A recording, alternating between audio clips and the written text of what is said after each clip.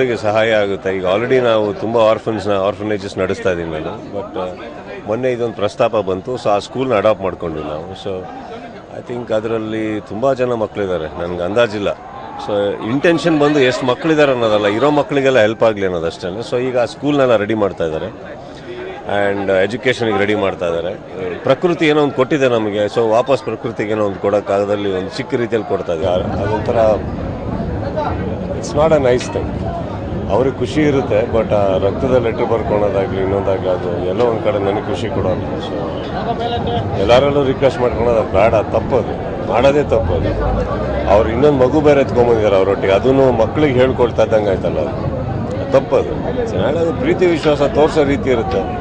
ಈಗ ನಾವು ನಮ್ಮ ತಂದೆ ತಾಯಿಗಳನ್ನೆಲ್ಲ ತುಂಬ ಪ್ರೀತಿಸ್ತೀವಿ, ಹಾಗಂತ ದಿನನಿತ್ಯ ನಾವು ರಕ್ತದಲ್ಲಿ ಏನಾರ ಬರೀಬೇಕಾದ್ರೆ ಆ ಪ್ರೀತಿ ತೋರಿಸೋದಕ್ಕೆ ಇಲ್ಲ ತಾನೆ. ಸಾಕು, ಟಿಕೆಟ್ ತೊಗೊಂಡು ಥಿಯೇಟ್ರ್ ಒಳಗಡೆ ಹೋಗ್ತಾರಲ್ಲ ಪ್ರತಿ ಸಿನಿಮಾ, ಅದಕ್ಕಿಂತ ದೊಡ್ಡದು ಮನಸ್ಬಿಚ್ಚಿ ಹೇಳಬೇಕು ಅಂದರೆ ಅದೇನಾಗುತ್ತೆ, ಪ್ರತಿ ಸತಿನೂ ಆ ಕೇಕ್ ಕಟ್ ಮಾಡಿಸಿ ಯಾರೂ ಫಾರ್ಮಾಲಿಟಿ ಆಗಿಬಿಟ್ಟಿದೆ ಕೇಕ್ ಕಟ್ ಮಾಡೋದು. ಅದನ್ನು ತೊಗೊಂಡಾಗ ದುಡ್ಡು ಯಾರಿಗಾನ ಕೊಡಿ ಅಂತ ಇರ್ತೀನಿ ನಾನು ಯಾವಾಗ. ಯಾರಿಗಾನ ಹೆಲ್ಪ್ ಆಗುತ್ತಲ್ಲ, ಅದು ಎಷ್ಟು ಕೇಕ್ ಅಂತ ಕಟ್ ಮಾಡ್ತೀರಾ ಹೇಳಿ, ಎಷ್ಟು ಅಂತ ಮಾಡ್ತೀರಾ ಹೇಳಿ. ಯಾಕಂದರೆ ಅದೆಲ್ಲ ವೇಸ್ಟ್, ಆ್ಯಕ್ಚುಲಿ ಎಲ್ಲದು ವೇಸ್ಟ್. ಐ ಮೀನ್ ಹೀಗೆ ಬಂದು ಹೋಗ್ತಾರೆ, ಒಂದು ಕೈ ಕೊಟ್ಟು ಹೋಗ್ತಾರೆ, ಇದಕ್ಕಿಂತ ನಿಜವಾಗ್ಲೂ ಅದು ಯಾವುದೂ ಟಚ್ ಆಗೋದಿಲ್ಲ.